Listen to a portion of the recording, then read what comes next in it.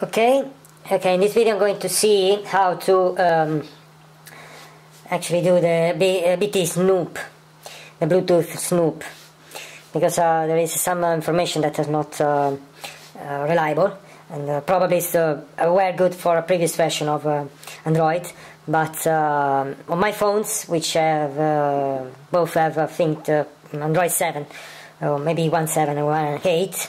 So it's the Note, I think that it's got Android 8 and the Huawei P9 Lite. There is the Android 9, S7, sorry. And one is so the instruction that I found was this one, and actually one part of this tutorials is correct, because we have to actually set the mobile phone. Okay, I go there. So we had to set the mobile phone to on the system here. We had to go down to the developer. I don't know if it's possible to see here. I don't know if this camera is good enough to do that. Let me see. Yeah. So this one is the developer option, and click here, and then activate the Bluetooth HCI Snoop log. This usually is it's not selected, so it's not on. It should be here like this, so it must be on. And after this, actually you have to go up here to the Bluetooth. Now we see. See again to the Bluetooth icon. Activate and deactivate the Bluetooth. Okay, now I'm done. Go back. Now activate and activate again. In this way, there is the Bluetooth is going to be logged, the activity that we are going to perform on the phone. So when I start the communication Bluetooth, the communication is going to be logged and the data also reported on the log. Okay, so what happened here actually is that when we do this, once we have so this one is the first step. Okay, so once we have finished the communication with Bluetooth, we have to click this take bug report, and this one, and then click to the full report, as we can see probably here, full report. So once we do this one, so click report, and a file is going to be generated, but the file that is actually reported on this tutorial here, that is file that is they mentioned here, is not the one that is going to be generated by the my devices. Probably this one belongs to the previous version of Android. So the file generated in this way is BT Snoop _HCI.log. But actually this one should be retrieved afterwards by connecting the Bluetooth, the device, the Android device, to the computer, and then run this the IDB tools, which can be downloaded from now we see now the site. Yeah, we can. Yeah, this is the web page. The Android official web page, the document for the IDB tool, and so it's actually it should be downloaded. I put the link in the video afterwards on the description of the video. So I will say that we had to retrieve the file before, which is BT Snoop underscore BT Snoop underscore HCI.log. Should be actually retrieved through these tools, the IDB tools, using this command here. And now I should find this command here.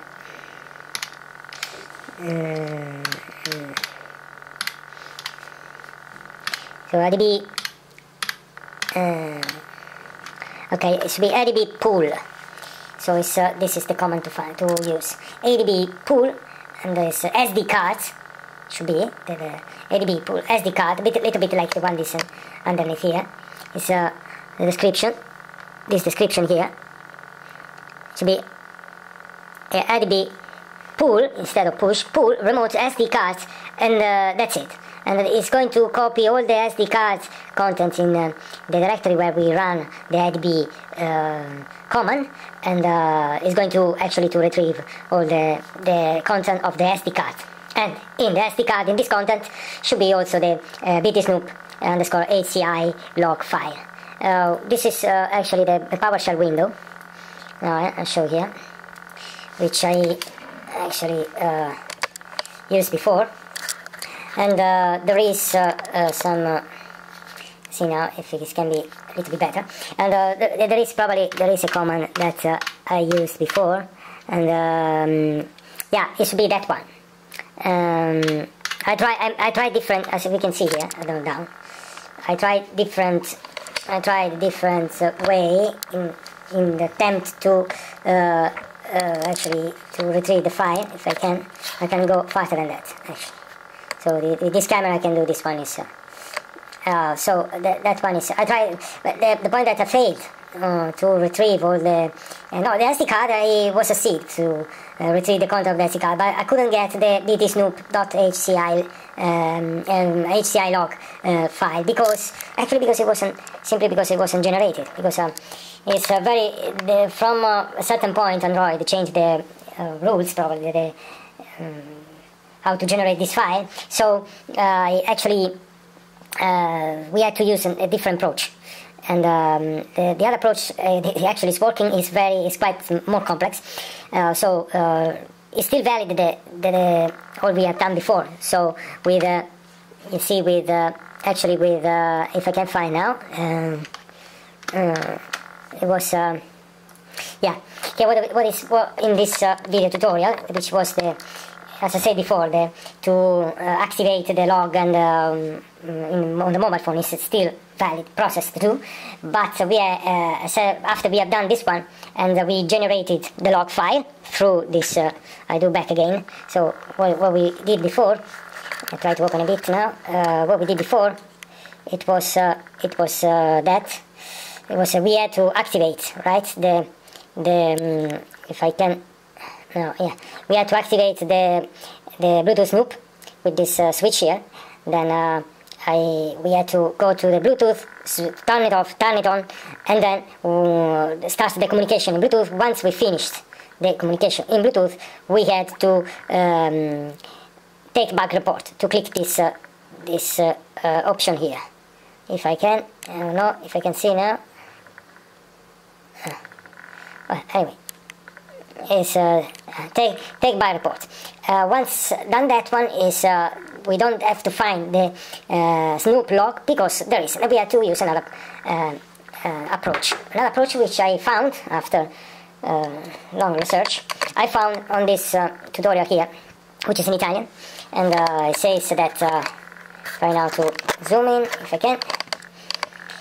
So actually we had to use still the ADB tool. So once we downloaded the ADB tool, we had to run this command here instead, which is I leave the link of this page on the description, and there is this command here, which is ADB bug report, and then choose the folder where we had to save the bug report. Actually, this one is bug report is actually a file which is going to be generated by the device. I didn't say, but the device must be connected to the computer, of course. I mean, this one is actually clear. That must be in this way. And once we done this one, we had to go. The file is generated, and we had then to actually use a Python application, which actually retrieve the Bluetooth information for us. And the Python application is BT Snoop, BTSNOOZ.py, and then run that one, as we can see now. So what have I done here? I see now we start to see practically how I did all these actions here.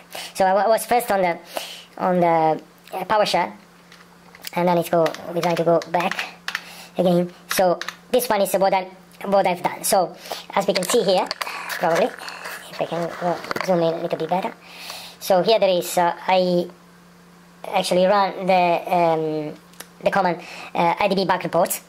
The bug report, this command actually generated, is going to take some time. It's not because it takes some parts on the device that is going to be also to this command is going, it will zip all the information in a zip file, and that's what we got. If you see on the list above here, this list here, there are a number of zip files. This one is all my attempts that I've done and tried to see what happened. And so once you have done this, the zip is ready, as we can see here, for example. We had to unzip, of course. So the way I've done this one is, if I can see here, this one. Okay. Okay, now is what I unzipped is the file that I unzipped is the this is the content of the unzipped file, and then we had to use actually this txt file, which is quite long here, but we had to use in the Python application, which I was describing before. So how I did this one? So once I generated this file, I started my virtual machine in Linux, and it's this one. And here there is the files of what happened there from the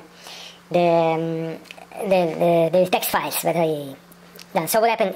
Let's see what I did here. Actually, the first one was to, okay, this one will come up after. So this one is the first one. It is this.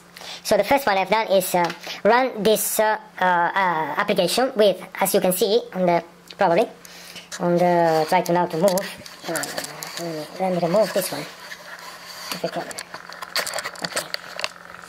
Okay.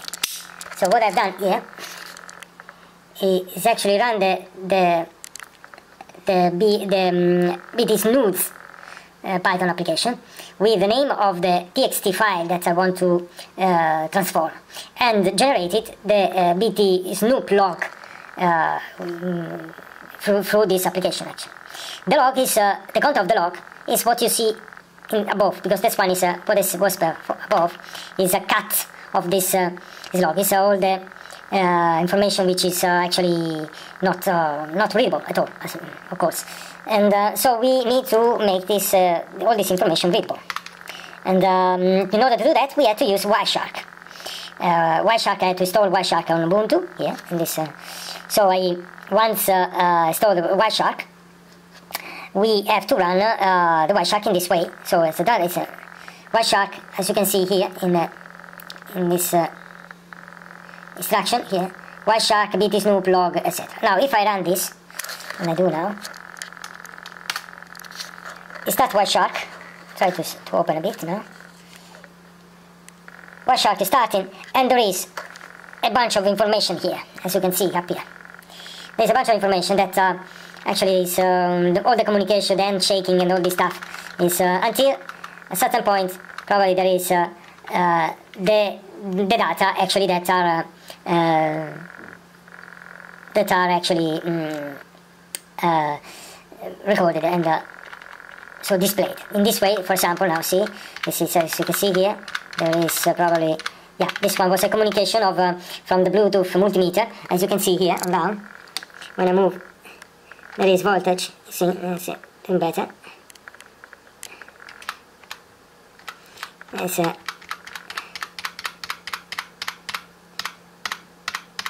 CC, now go up.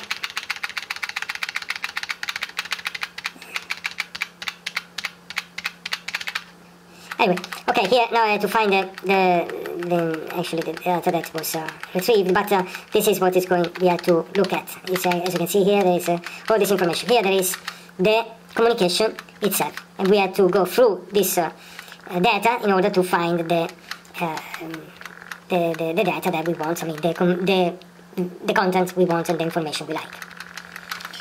So very different process from the one that was actually used before. This one is more articulated and actually must be done with it's not straightforward like the other one. Okay, now I close. See you next time.